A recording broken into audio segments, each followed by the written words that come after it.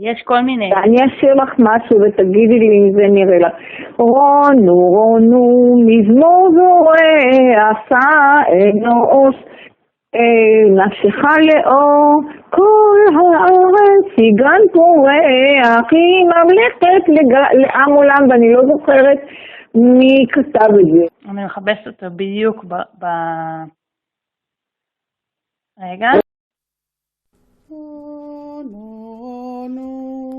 מזמור זורח, שא ראשך, אנוש לאור, כל הארץ יגן פורח, היא ממלכת לעם עולם. כן, איפה מצאת את זה? מצאתי את זה, יש אתר שקוראים לו זמר רשת, והוא זמר ישראלי מוקדם. יפה. ומצאתי אותו עכשיו. כל הכבוד יעלוש, כל הכבוד. שטויות, יש גוגל. אז רגע, אז תספרי לי קצת על השיר. אנחנו שרנו אותו בבית ספר יסודי, וזה אחד השירים שמאוד השפיע עליי אישית, עובדה שאני זוכרת את זה עד היום. האופטימיות, שא ראשך אנוש לאור, כל הארץ יגן פורח, היא ממלכת לעם עולם. כלומר, משהו מאוד אידיאליזציה, כן? משהו ששואף לאור, לטוב. אל תשכחי שאני גדלתי בזמן מלחמת העולם, והייתה השמדת יהדות אירופה באותה תקופה, השואה, ובארץ הייתה סכנה גדולה, אנחנו פחדנו שהיא לא יגיע גם הנה. וכל דבר כזה אופטימי, שנתן לך הרגשה שהעולם הוא יפה וטוב, והארץ יגן פורח, השאיפה לאור, השאיפה שא ראשך אנוש, שאדם יישא את ראשו אל על. אדם הוא בעצם משהו עם שורשים למטה, אבל הוא נושא, הוא הדבר שמחבר בין שמיים לארץ, כן?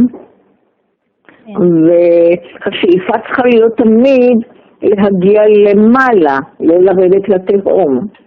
השיר הזה בהחלט מייצג אותי. מבחינת האופטימיות, מבחינת השאיפה להתרומם, מבחינת הערכים שלו. כל הארץ יגן פורח, ממלכת לעם עולם, וכל הערכים שאני גדלתי עליהם. זה משהו מאוד אופטימי, מאוד מאוד מבטא את רוח היהדות, את השאיפה לטוב, לנשגב, ואת האמונה שזה יגיע. אוקיי, בסדר גמור.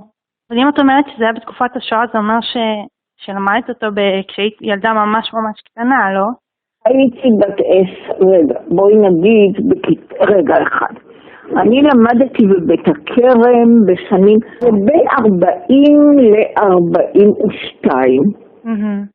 זה ממש לתוך המלחמה. כן, מלחמת העולם. וואו, ודיברו איתכם על אירועים מבחוץ, או שכאילו אמרו לכם...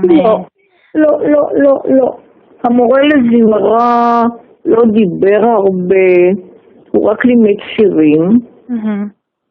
הוא היה איש תרבות גרמנית, לא הייתה לו הרבה שפה משותפת איתנו, אבל השירים עשו עליי רושם. אני מאוד התרגשתי מכל שיר והתחברתי לשירים. זה אחד השירים שעובדה שאני זוכרת אותו עד היום, זה אחד השירים שהתחברתי אליו במיוחד. וואו, זה ממש יפה. וזאת הייתה גם... נכון? כן, וזו הייתה, זו שפה מאוד, להיום זה נשמע מאוד גבוה, אבל פעם זה גם היה שפה גבוהה, או שככה היו מדברים.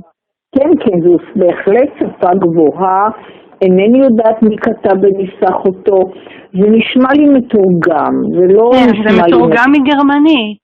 כנראה. אני יכולה עכשיו לחפש את המילים, אני אגיד לך, אבל כאילו, גם ככה הייתם מדברים באותה תקופה? לא, מה פתאום? זה שיר, זה שרנו. אף לא דיברנו בשפה כזאת. בכלל, שפה של ספרות זה לא שפה... כן, לא, כי את אמרת שלמדת אותו בתור ילדה, אז אני אומרת, בתור ילדה, רגע, פירושו של דבר, אם אני זוכרת את זה עד היום, שהוא עשה עליי רושם חזק, שאהבתי אותו מאוד.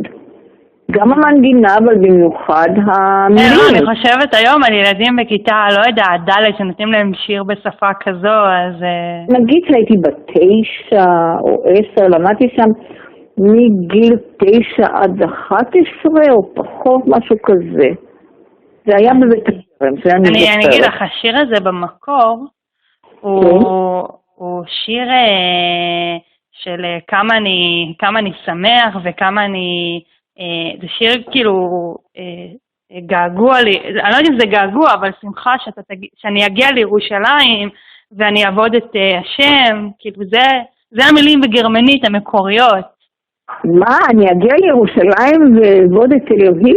כן, זה לשמוע את שמו של אלוהים, לשמוע אותו, לשבח, זה ממש שמחה להגיע לירושלים ולעבוד את השם. אני לא יודעת איך זה הגיע מגרמנית, אבל... רגע, וזה בגרמנית? כן. רגע, אז מה המקור בכלל? כפי שכתוב באתר, המקור בגרמנית. כן, אבל איפה זה? אני אגיד לך, המנגינה לקוחה מהמינואט השני, זה בכלל של באך, השיר של באך. במאה ה-19 היה מישהו בשם קורניליוס שהוא איבד את המנגינה לשיר מקהלה ב4 קולות. תוך תרגום, תקשיבי, תוך התאמה לתרגום גרמני של מזמור תהילים קק"ב. וואו. שמחה באומרים לי בית אדוני נלך. הנה, בגלל זה אמרתי. שמחה באומרים לי בית אדוני נלך. וואו, רגע, חכי. זה ממש תהליך מעניין. אני אקרא לך את כל הזה. הנה, אני מקריאה לך אותו. שיר המעלות לדוד. שמחתי באומרים לי בית אדוני נלך. עומדות היו רגלינו בשער ירושלים. ירושלים הבנויה כעיר שחוברה יחדיו, ששם עלו שבטים שבטי יה, עדות לישראל, להודות לשם אדוני. כי שם ישבו כיסות למשפט, כיסות לבית דוד. שאלו שלום לירושלים, ישללו אוהבי. יהי שלום בחילך, שלווה בארמונותיי. למען אחי ורעי אדברנה שלום בך, למען בית אדוני אלוהינו אבקשה טוב לך. איזה מילים יפות. אז זהו,